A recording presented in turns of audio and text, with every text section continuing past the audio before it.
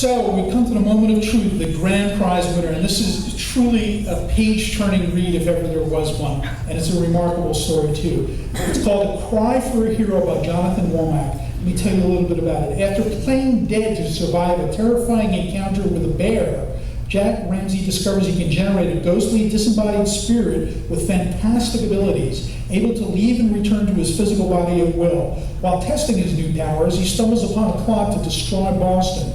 Joining forces with a female assassin, they struggle to save the city. What's even more amazing is the author is an actual out-of-body explorer, and he's committed to raising awareness on the topics of the spirit world and its connection with Mars. He came all the way from Boston, interrupting his work on a fourth novel, which will be the sequel to this prize-winning book. It's an outstanding read. We're delighted to honor it, and I'm sure it'll be made into something for television, film, multimedia, gaming, whatever, but it suits all of those things. Please welcome Jonathan Womack.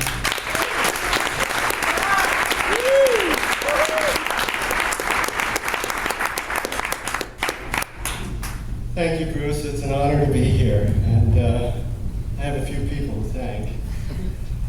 I'm also the publisher at Charles River Press. We're in our 10th year.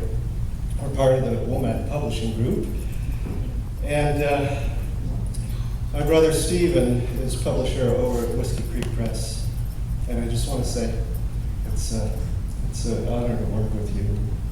I really enjoy it, so thank you, Stephen. And I want to thank my mother for bearing me. And we get a lot of submissions at Charles River Press. And some are good, and some are not so good, and some are gems. It was about 6 years ago, I think, when I got a submission from a woman here in California, and it was called Emmy Budd and the Hijack Train. It was a one-page introduction of this little girl, precocious girl, meeting her good friend, TJ. Yeah, I cried. Thanks, Gene. It's great to meet you after all these years. Thank you so much.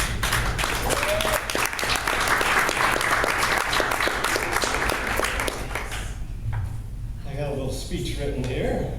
So, I'd like to acknowledge Robert Monroe, who is the founder of the Monroe Institute in Virginia.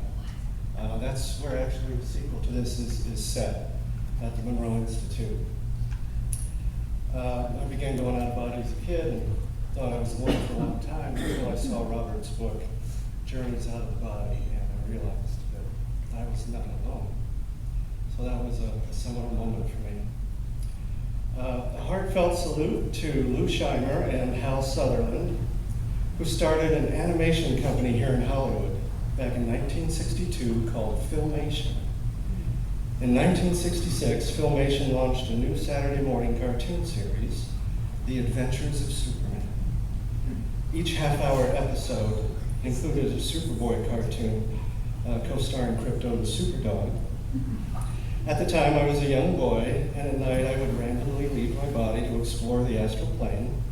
I had learned to keep silent about my travels to avoid ridicule and bewilderment. And even though Superboy was a fictional character, I related to him in a way that positively shaped my future.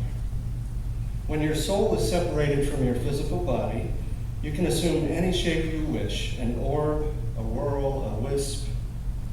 After seeing that first Superboy cartoon, I would separate from my body and assume a ghostly version of the Filmation Superboy before gliding off to adventure. Lou and Hal never knew the profound effect they had on a young Midwestern boy who dreamed of becoming a hero. In the 1980s, I considered sharing my astral episodes.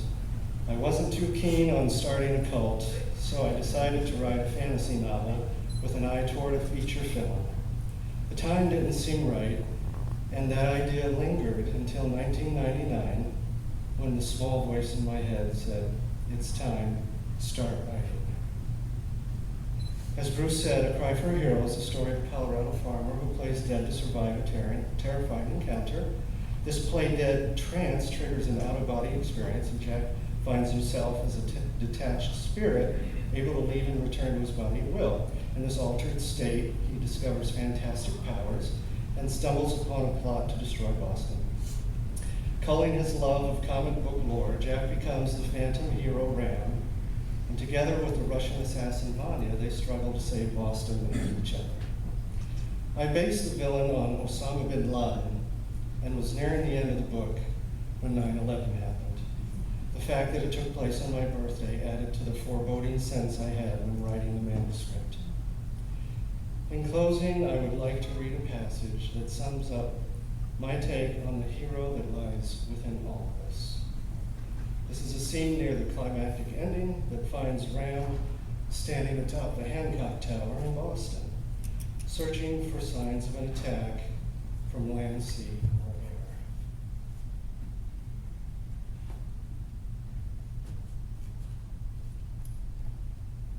air. Ram stepped off the roof ledge and dropped headfirst at St. James Street, 700 feet below, swooping low over Copley Square, turning east onto Boylston Street, comfortably gliding over the roofs of cars and trucks snarled in morning traffic.